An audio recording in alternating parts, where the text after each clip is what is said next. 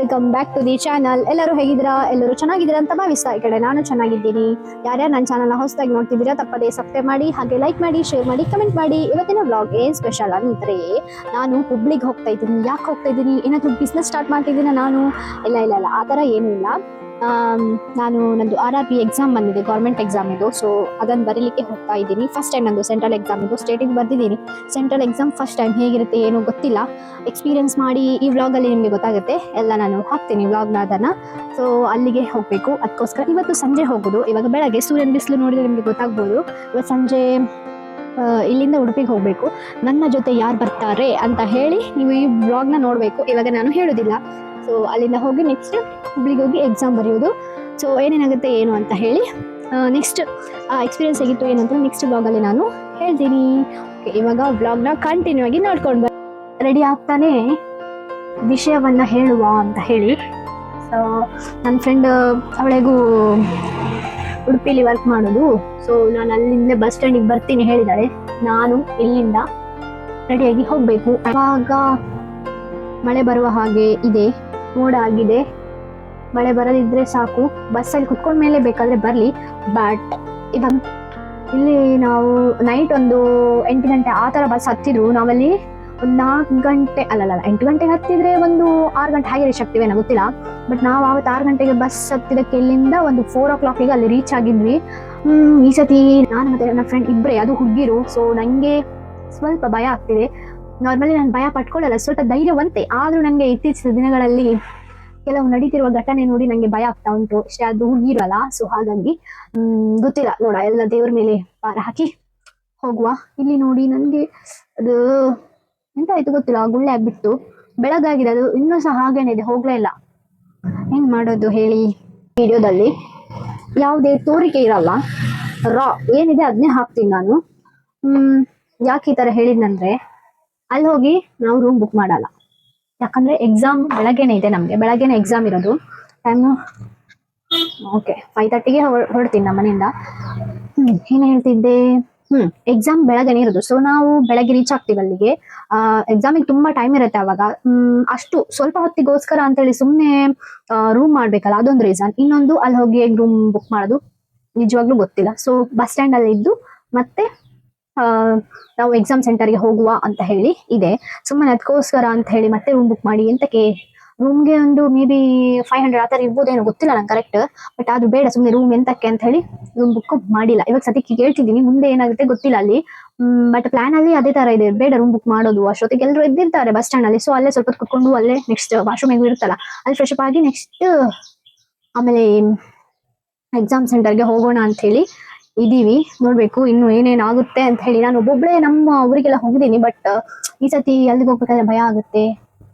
ಕೆಲವೆಲ್ಲ ವಿಚಿತ್ರಗಳು ಘಟನೆ ನಡೀತದಲ್ಲ. ಸೊ ಹಾಗಾಗಿ ಇರ್ಲಿ, ಹೇಗೆ ಇರ್ಲಿ, ದೇವ್ರಿದ್ದಾರೆ ಅಂತ ಹೇಳ್ಕೊಂಡು ಹೋಗೋದು. ಇನ್ನೊಂದು, ನನ್ನ ಹತ್ರ ಹೈಯೆಸ್ಟ್ ಸ್ಲೀವ್ ಉದ್ದ ಇರೋದೇ ಇದೆ ಡ್ರೆಸ್. ಸ್ಲೀವ್ಲೆಸ್ ಮತ್ತೆ ಸ್ಲೀವ್ ಇಲ್ಲಿ ತನಕ ಇರೋದು ಕಮ್ಮಿ. ನಾನು ಹಾಕಲ್ಲ ಅಂತಲ್ಲ, ಹಾಕ್ತೀನಿ ನಾನು. ಬಟ್ ಈಗೀಗ ನನ್ನ ಹತ್ರ ಜಾಸ್ತಿ ಅದೇ ಇರೋದು. ಮೊದ್ಲಿಗೆ ನನ್ನ ಹತ್ರ ಇದ್ದ ಡ್ರೆಸ್ ನಾನು ಕೊಟ್ಬಿಟ್ಟಿದ್ದೀನಿ. ಅಂದ್ರೆ ನನ್ನ ತಂಗಿಯರಿಗೆ ಅವರಿಗೆಲ್ಲ ಕೊಟ್ಟಿದ್ದೀನಿ. ಸೊ ನಂಗೆ ಆಗಲ್ಲ ಅನ್ನೋ ರೀಸನ್ಗೆ ಮತ್ತೆ ತುಂಬಾ ದಿನ ಆಯ್ತು ಬೇಡ ನಂಗೆ ಅಂತ ಹೇಳಿ ಕೊಟ್ಟು ಬಿಟ್ಟಿದ್ದೀನಿ. ಹಾಗಾಗಿ ಇಲ್ಲ, ಚಿಕ್ಕ ಸ್ಲೀವ್ ಇರೋದು. ಅಂಡ್ ಎಕ್ಸಾಮಿಗೆ ಏನಂತ ಹೇಳಿದ್ರೆ, ಇಲ್ಲಿ ತನಕ ಸ್ಲೀವ್ ಇಲ್ಲ, ಸ್ಲೀವ್ಲೆಸ್ ನಡೀತದೆ. ಬಟ್ ಈ ತರ 3/4 ಮತ್ತೆ ಫುಲ್ ಲೆಂತ್ ಇದು ಅಲೌಡ್ ಮಾಡಲ್ಲ. ಹಾಕೊಂಡಿದ್ದೀನಿ ಯಾಕಂದ್ರೆ ಅದೇ ಕೋಲ್ಡ್. ಏನಂದ್ರೆ ನಾವು ಬಸ್ಸಲ್ಲಿ ಕುತ್ಕೊಂಡಾಗ ನಮ್ಗೆ ಗಾಳಿ ಫುಲ್ ಕೋಲ್ಡ್ ಆಗಿ ಬರ್ತಿರುತ್ತೆ. ಬಟ್ ಬೇರೆಯವ್ರಿಗೆ ಕಿಟಕಿ ಮುಚ್ಚಿ ಅಂದ್ರೆ ಅವ್ರು ಮುಚ್ಚಲ್ಲ. ಏನ್ ಹುಚ್ಚಿರುತ್ತೋ ಗೊತ್ತಿಲ್ಲ ಅವ್ರಿಗೆ, ಕಿಟಕಿ ಓಪನೇ ಇಟ್ಬಿಟ್ಟಿರ್ತಾರೆ, ಅಷ್ಟು ಕೋಲ್ಡ್ ಗಾಳಿ ಬಂದ್ರು ಕೂಡ. ಅದಕ್ಕೆ ಬೇಡ, ಸುಮ್ಮನೆ ಯಾಕೆ ಕಿರಿಕಿರಿ ಅಂತ ಹೇಳಿ ಫುಲ್ ಸ್ಲೀವ್ ಇದೆ ಹಾಕೋಬಿಟ್ಟಿದ್ದೀನಿ. ಅಲ್ಲಿ ಹೋಗಿ ನೆಕ್ಸ್ಟ್ ನಾಳೆ ನಾನು ಶಾರ್ಟ್ ಸ್ಲೀವ್ ಇದೆ ಹಾಕೋಬೇಕು, ಎಕ್ಸಾಮ್ಗೆ ಹೋಗ್ಬೇಕಲ್ಲ. ಸೊ ಹಾಗಾಗಿ ಉಳಿದಿದ್ದು ಎಕ್ಸಾಮ್ಗೆ ಹೇಗೆ ಪ್ರಿಪೇರ್, ಅಷ್ಟೆಲ್ಲ ಪ್ರಿಪೇರ್ ಏನಾಗಿಲ್ಲ. ಬಟ್ ಆದ್ರೂ ನಂದು ಏನ್ ಹೇಳ್ಬೇಕು ಎಕ್ಸಾಮ್ ಬಗ್ಗೆ, ಹಾಗೆ ನೆಕ್ಸ್ಟ್ ಎಕ್ಸ್ಪೀರಿಯನ್ಸ್ ಹೇಗಿತ್ತು ಅಲ್ಲಿ ಹೋಗಿ, ಅದೆಲ್ಲ ನಾನು ಸಪ್ರೇಟ್ ವಿಡಿಯೋ ಮಾಡ್ತೀನಿ. ಈ ವಿಡಿಯೋದಲ್ಲಿ ನೀವು ಜಸ್ಟ್ ನಾವು ಹೋಗಿ ಟ್ರಾವೆಲ್ ಮಾಡೋದು, ಎಕ್ಸಾಮ್ದು ಅದಷ್ಟೇ ನೋಡ್ತೀರಾ. ಬಟ್ ಉಳಿದಿದ್ದದ್ರ ಎಕ್ಸ್ಪೀರಿಯನ್ಸ್ ಏನಿದೆ ಇನ್ನೊಂದು ವಿಡಿಯೋ ಹಾಕ್ತೀನಿ ನಾನು. ನೆಕ್ಸ್ಟ್ ಹುಬ್ಳಿಲಿ ನಾವು ಅಲ್ಲಿ ಹೋಗಿ ನೆಕ್ಸ್ಟ್ ಇನ್ನೊಬ್ರು ನಮ್ಮ ಜೊತೆ ಜಾಯ್ನ್ ಆಗ್ತಾರೆ, ಅದನ್ನ ನೀವು ಬ್ಲಾಗಲ್ಲೇ ನೋಡ್ಬೇಕು. ಓಕೆ, ಹೇಳ್ದಾಗೇನೆ ಬಸ್ ಹತ್ತಿದ್ಮೇಲೆ, ಅದು ಮಣಿಪಾಲ್ ಹತ್ರ ಇದ್ದಾಗ ಮಳೆ ಬಂದೇ ಬಿಟ್ಟು ಉಡುಪಿ ಬಸ್ ಸ್ಟ್ಯಾಂಡ್ಗೆ ಬಂದು ರೀಚ್ ಆದೆ. ನೆಕ್ಸ್ಟ್ ನನ್ನ ಫ್ರೆಂಡ್ ಬಂದು, ಆಮೇಲೆ ಬಸ್ ಎಷ್ಟೊತ್ತಿಗೆ ಊಟಕ್ಕೆ ಸ್ಟಾಪ್ ಕೊಡುತ್ತೋ ಗೊತ್ತಿಲ್ಲ. ಹಾಗಾಗಿ ಅಲ್ಲೇ ತಿಂಡಿ ತಿನ್ಕೊಂಡು ಬಸ್ ನೋಡಿ. ನಾನು ಯಾರು ಬರ್ತೀನಿ ಅಂದ್ರಲ್ಲ, ತೋರಿಸ್ತೇನೆ ನೋಡಿ, ಇವರೇ. ಸೊ ಇಲ್ಲೊಂದು ಕಾಮಿಡಿ ಆಗಿದೆ ನೋಡಿ. ನಾನು ಮೈಕ್ ಆನೇ ಮಾಡಿಲ್ಲ, ಹಾಗೇನೆ ಮಾತಾಡಿದ್ದೀನಿ, ನನಗೂ ಗೊತ್ತೇ ಆಗಿಲ್ಲ. ಸೊ ಹಾಗೇನೆ ಮಾತಾಡಿದ್ದೀನಿ. ನನ್ನ ವಾಯ್ಸ್ ಸ್ವಲ್ಪ ಇದು ಹದಗೆಟ್ಟಿದೆ, ಯಾಕಂದ್ರೆ ನನಗೆ ಶೀತ ಆಗಿ ಜ್ವರ ಬಂದು ಹಾಗೆಲ್ಲ ಕೆಲವು ಸೀನ್ ಎಲ್ಲ ಆಗಿದೆ.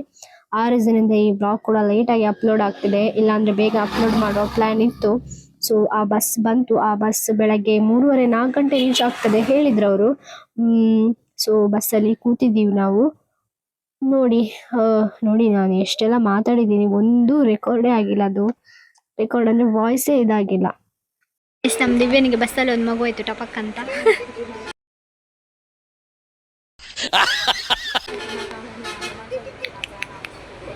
ಗೈಸ್ ಈ ಮೂಮೆಂಟ್ ಅಲ್ಲಿ ಇದೆಲ್ಲ ಫುಲ್ ಹೆದರಿಕೆ ಆಗಿತ್ತು. ಏನಂದ್ರೆ ಇಂಜಿನ್ ಅದರಿಂದ ಹೊಗೆ ಬರ್ತಾ ಇತ್ತು. ಸೊ ಮತ್ತೆ ಅದಕ್ಕೆ ನೀರ್ ಹಾಕಿದ್ರು, ಬಟ್ ಎಲ್ಲರೂ ಶಾಕ್ ಆಗಿದ್ರು ಏನಾಯ್ತು ಅಂತೇಳಿ. ಇದು ಮಿಡ್ಲ್ ಸಿರ್ಸಿ ಘಾಟಲ್ಲಿ ಸ್ಟಾಪ್ ಮಾಡಿ ಅವರು ಇದನ್ನ ಮಾಡ್ತಾ ಇದ್ರು, ಎಲ್ಲರೂ ಹೆದರ್ಕೊಂಡಿದ್ರು.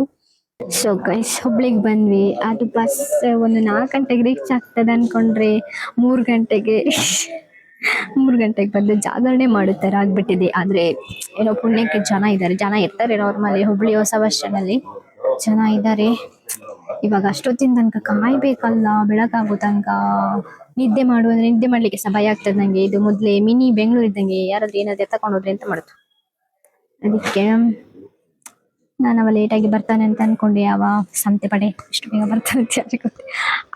ಅಲ್ಲಿನ ಕೆಲವು ಇನ್ಸಿಡೆಂಟ್ ಗಳೆಲ್ಲ ನಡೆದಿದೆ. ಸೊ ಅದು ನಡೆದದ್ ನೋಡಿ ನಂಗೆ ಅವ ಲೇಟಾಗಿ ಬರ್ತಾನೆ ಅನ್ಕೊಂಡೆ, ಆದ್ರೆ ಆಗ್ಲಿಲ್ಲ, ಎಂತ ಮಾಡ್ಲಿಕ್ಕಾಗಲ್ಲ. ಈ ಹುಡುಗಿಗೆ ಮೊದಲ ಎಕ್ಸ್ಪೀರಿಯನ್ಸ್. ಕೊರೆಯುವ ಚಳಿಯಲ್ಲಿ ಕುಳಿತುಕೊಂಡಿದ್ದಾಳೆ. ಅಮ್ಮ ಹೇಗೆ ಅನುಭವ ಹೇಗಾಗ್ತುಂಟು ಮೇಡಮ್? ನಿದ್ದೆ ಬರ್ತಂಟು, ನಿದ್ದೆ ಬರ್ಲಿಕ್ಕೂ ಸಹ ಬಿಡ್ತಾ ಇಲ್ಲ ಇವಳು. ಒಂದು ಟಾರ್ಚರ್ ಕೊಡ್ತಿಲ್ಲ. ನಮ್ಮ ಮುಖ ನೋಡಿ ಹೇಗಾಗಿದೆ, ಕಣ್ಣಂತೂ ಮೊದ್ಲೇ ಬಿಡ್ಲಿಕ್ಕೆ ಆಗ್ತಾನೆ. ಅದು ಬಸ್ಸಲ್ಲಿ ಗಂಟೆಗೊಂದ್ಸತಿ ಇಬ್ರು ಸಹ ಎದ್ದಿದೀವಿ, ಎಲ್ಲಿ ಸ್ಟಾಪ್ ಆಗ್ತದಲ್ಲೆಲ್ಲ ಒಂದೊಂದು ಗಂಟೆ, ಪ್ರತಿ 1 ಗಂಟೆ ಸಹ ಎದ್ದೇಳುದೇ ಆಯ್ತು ಫುಲ್. ಈ ತರ ಇತ್ತು ನಮ್ಮ experience. Horrible, not so horrible but horrible. ನಾನು ಲೇಟ್ ಆಗಿ ಬರ್ತದೆ ಅನ್ಕೊಂಡೆ, ಆದ್ರೆ ಬೇಗ ಬಂದ್ಬಿಟ್ಟು ಏನು ಮಾಡೋದು. ಬೀಳೋದೊಂದು ಬಾಕಿ ಇತ್ತು ಅಷ್ಟೇ. ಹೌದು, ನೀವು ಆ ವಿಡಿಯೋ ನೋಡಿರ್ತೀರಿ ಆಲ್ರೆಡಿ. ಜೀವನೇ ಜಲ್ ಅಂದೋಗ್ಬಿಟ್ಟಿತ್ತು. ಇವಳು ಫುಲ್ ಹನುಮಾನ್ ಚಾಲೀಸ್ ಹಾಕಿ ಕೂತ್ಕೊಂಡಿದ್ಲು. ಓಕೆ ಗೈಸ್, ಮುಂದೇನಾಗ್ತದೆ ನೋಡಿ, ಕಾತುರರಾಗಿ ಕಾಯ್ತಾ ಇರಿ. ನೋಡಿ ಇಲ್ಲೊಂದು ಮಗು ಹಾಯ್ ಮಾಡು. ಹಾಯ್. ಬೆಳಕು ಯಾವಾಗ ಆಗುತ್ತೆ ಅಂತ ಕಾದು ಫೈನಲಿ ಬೆಳಕಾಯ್ತು. ಆಮೇಲೆ 6:30 ಅಷ್ಟೊತ್ತಿಗೆ ಹೋಟೆಲ್ಸ್ ಓಪನ್ ಆಗಿತ್ತು. ಸೊ ಅಲ್ಲಿ ಹೋಗಿ ಮತ್ತೆ ತಿಂಡಿ ಎಲ್ಲ ತಿಂದ್ವಿ ನಾವು. ನಾನು ಮೊದ್ಲೇ ಹೇಳ್ದಂಗೆ ನಾವು ಯಾವುದೇ ರೂಮ್ ಎಲ್ಲ ಬುಕ್ ಮಾಡ್ಲಿಲ್ಲ, ಇಬ್ಬರೇ ಹುಡುಗಿರಲ್ಲ. ಸೊ ಭಯ ಆಯ್ತು. ನೋಡಿ ಫುಲ್ ಬಸ್ ಸ್ಟ್ಯಾಂಡ್ ಅಲ್ಲ ನಾವು ರೆಡಿ ಆಗಿಬಿಟ್ಟಿದ್ದೀವಿ. ಅಯ್ಯೋ ಈ ಕತೆ, ಇದು ನನ್ನ ಲೈಫ್ ಇದು ಲಾಸ್ಟ್ ಎಕ್ಸಾಮ್ ಈ ತರ ದೂರ ಹೋಗಿ ಬರೆಯುವಂಥದ್ದು. ಈಗ ಮೇಡಮ್ ಅವರು ಚಾರ್ಜ್ ಇಟ್ಟವ್ರೆ. ಸೊ ಗೈಸ್, ನಾನು ಫಸ್ಟಿಗೆ ಒಂದು ರೆಕಾರ್ಡ್ ಮಾಡಿದ್ದೆ, ಮೈಕ್ ಆನ್ ಮಾಡದೆ ಮಾತಾಡಿದ್ದೆ. ಸೊ ನಮ್ಮದು ಒಂದು ಲೆಕ್ಕದಲ್ಲಿ ಫ್ರೆಶ್ ಅಪ್ ಆಗಿ ಆಯ್ತು, ತಿಂಡಿ ಸಹ ಆಯ್ತು ನಮ್ಮದು. ಇವಾಗ ನಾನು ವೇಟ್ ಮಾಡ್ತಾ ಇದ್ದೀವಿ, ಒಬ್ರು ಬರ್ಲಿಕ್ಕಿದ್ದಾರೆ. ಹಾಗೇನೆ ನನ್ನದು ರಿಪೋರ್ಟಿಂಗ್ ಟೈಮ್ 11 ಗಂಟೆ, ಇಲ್ಲಿಂದ ಹತ್ರ ಇದೆ ಹೇಗೂ. ಸೊ ಕಾಯ್ತಾ ಇದ್ದೀವಿ. ಇವಾಗ ಬಿಸಿಲು ಬಂತು, ಬೆಳಗ್ಗೆ ಗಡ ಗಡ ಗಡ ನಡುಗ್ತಾ ಇದ್ಲಿ ಇವಳು ಫುಲ್. ಇವಾಗ ಬೆಚ್ಚಗೆ ವಿಟಮಿನ್ ಡಿ ಅನ್ನ ತಗೊಳ್ತಾ ಇದ್ದಾಳೆ. ಇದು ಹುಬ್ಳಿ ಬಸ್ ಸ್ಟ್ಯಾಂಡ್ ತುಂಬಾ ದೊಡ್ಡದಿದೆ, ಆದ್ರೆ ಫೆಸಿಲಿಟಿ ಎಲ್ಲ ಚೆನ್ನಾಗಿಲ್ಲ, ಒಳ್ಳೆ ಇದಿಲ್ಲ ಅಂತ ಹೇಳ್ತಾರೆ. ವಾಶ್ರೂಮ್ ಚೆನ್ನಾಗಿಲ್ಲ, 10 ರೂಪಾಯಿ ತಗೊಳ್ತಾರೆ, ಡಬ್ಬ ತರ ಇದೆ ವಾಶ್ರೂಮ್. ನೀರೆಲ್ಲ ಬರಲ್ಲ. ನೀರೆಲ್ಲ ಬರಲ್ಲ. ಮತ್ತೆ ಇನ್ನೊಂದೆಂತ ಅಂದ್ರೆ ವಿಶ್ರಾಂತಿ ಗೃಹ ಅಂತೇಳಿ ಮಾಡಿದ್ದಾರೆ, ಎಲ್ಲ ಕೆಲಸ ಆಗಿದೆ, ಆದ್ರೂ ಏನು ಕೆಲಸ ಆಗಿಲ್ಲ ಅಂತ ಹೇಳಿ ಅದನ್ನ ಇನ್ನು ಬಂದ್ ಮಾಡಿಟ್ಟಿದ್ದಾರೆ. ಯಾವಾಗ ಓಪನ್ ಮಾಡ್ತಾರೆ ಗೊತ್ತಿಲ್ಲ. ನಿದ್ದೆ ಆಗಿಲ್ಲ ನಮ್ದು. ಅಯ್ಯೋ ಬಾರಿ ಬೇಗ ಬಂದು ಕಷ್ಟ ಆಯ್ತು ನಮ್ಗೆ. ಓಕೆ, ಮುಂದೆ ಏನಾಗುತ್ತೆ ನೋಡ್ಕೊಂಡು ಬನ್ನಿ. ಇವ್ರಂತ 2 ಸತಿ ದೇರಿದ್ರು ನೋಡಿ.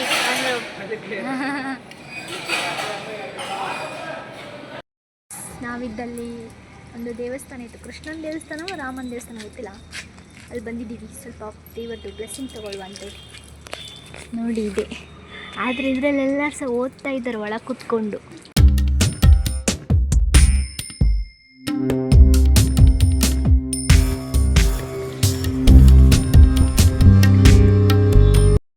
ಹನ್ನೊಂದು 15ಗೆ ಹಾಲ್ ಒಳಗೆ ಹೋದವಳು ನಾನು 2:20ಗೆ ಹಾಲಿಂದ ಹೊರಗೆ ಬಂದೆ. ಸೊ ಫಸ್ಟಿಗೆ ನಾವು ಜ್ಯೂಸ್ ಕುಡಿಯೋದಕ್ಕೆ ಹೋಗಿದ್ವಿ. ಹೌದು, ಆದರೆ ಫೈಲ್ ಆಗ್ತೀನಿ ಅಂತ ನಂಗೆ ಪಕ್ಕ ಗೊತ್ತಿತ್ತು. खत्म, bye bye, tata, good bye, गया. ಖಂಡಿತ ಕೊಡ್ತೇನೆ ನಾನು. ಅದ ಪಾಸ್ ಆದ್ರೆ ಹೇಳಿದ್ ನಾನು ಪಾಸ್ ಆಗಲ್ಲ ನಂಗೆ ಗೊತ್ತು.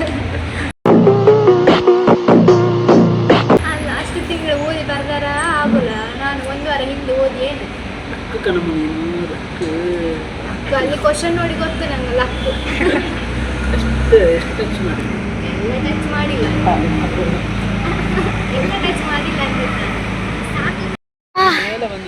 ಗೈಸ್, ನನ್ನ ವಾಯ್ಸ್ ಕೇಳಿ ನಿಮಗೆ ಗೊತ್ತಾಗಿರ್ಬೋದು ಎಷ್ಟು ಸುಸ್ತಾಗಿದೆ ಅಂತ. ಫುಲ್ ನೋಡಿ, ಅಲ್ಲಿಂದ ಇಲ್ಲಿಗೆ ಕರ್ಕೊಂಡು ಬಂದದ್ದು ಈ ಜನ.